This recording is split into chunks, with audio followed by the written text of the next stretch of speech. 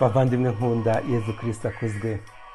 Murakaza neza nanone kuri gahunda Imana ikomeje kuduha kugira ngo dusangire ijambo ryayo.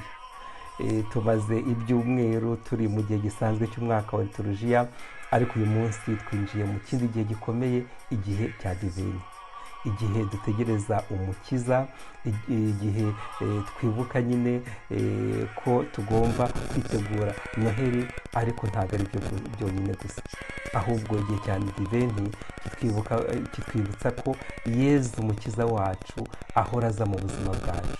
Yezu umukiza wacu ni muzima muri twebwe no mu muryango w'Imana. Tubyibuke rero, kandi mu kubyibuka tugerageze kuba maso nk'uko ivanjiri uyu munsi ibitubwira. Amaso rero gute? Tuzaba amaso twibuka yuko Yezu uko yabisezeranyije azagaruka aje gucira imanza abazima n'abapfuye, kandi ingoma ye izahoraho iteka.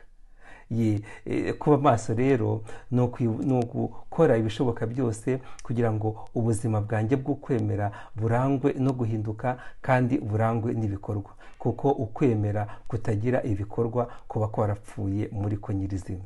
Dufatanye rero, dufatanye kandi tugendane kugira ngo ukwemera kwacu kugira ibikorwa, kandi tube maso kuko kenshi dushobora kuba maso turinda iby'isi, ubukungu, kugira ngo hatagira ubwiba cyangwa ngo abwangize, ariko nta bukungu buruta ubuzima bwacu bwa roho. Tube maso kugira ngo hatagira icyangiza roho yacu. Tube maso kugira ngo ukwemera kwacu kugira ibikorwa, kandi kugaragarire buri muntu wese. Tube maso kugira ngo duhorane ubuzima bwa roho, ubuzima bubera urumuri abatubona, kandi bugahumuriza abantu bose bari mu bibazo, bari mu ishavu n'agahinda.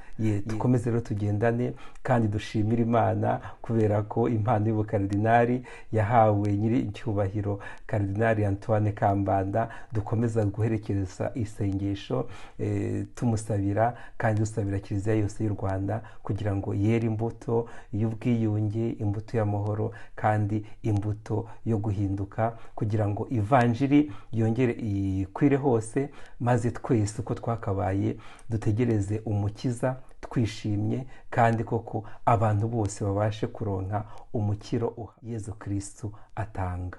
Nk'uko bisanzwe rero, mugende murebe ivanjiri y'uyu munsi, kandi dufatanye kuyitekerezaho. Ni ivanjiri uko yanditswe na Mariko, umutwe wa 13 kuva ku murongo wa 33 kugeza ku wa 37. Twese duhure kuri iyo gahunda yo kusoma ijambo ry'Imana, kuritekerezaho, ndetse no guhindurwa naryo.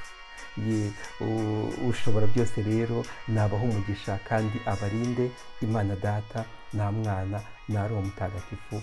Amen.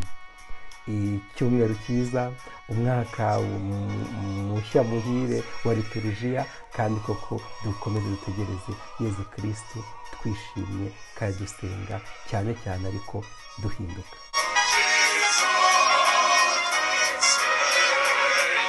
Jesus,